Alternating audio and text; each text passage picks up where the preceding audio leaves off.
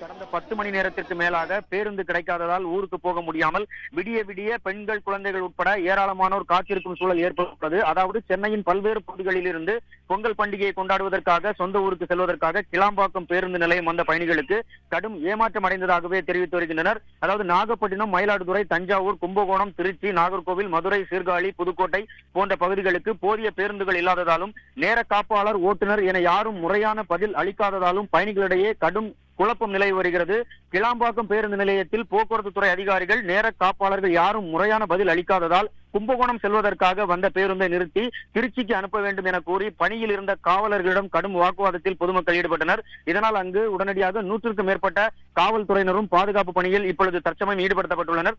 இருப்பினும் நேற்று மாலை 6 மணிக்கு ஊருக்கு செல்வதற்காக வந்த பயணிகளுக்கு இதுவரையில் பேருந்து கிடைக்கவில்லை என சுமார் 10 மணி நேரத்திற்கு மேலாக இந்த பேருந்திற்காக காத்திருப்பதாகவும், குழந்தைகள், பெரியவர்கள் என கடும் அவதி அடைந்ததோடு இந்த பேருந்துகள் எங்கு வரும், எப்பொழுது வரும், எந்த விதமான முன்னறிவிப்புகளோ எந்த தகவல்களோ இல்லாமல் நீண்ட நேரமாக காத்திருக்கும் சூழல் ஏற்பட்டுள்ளது.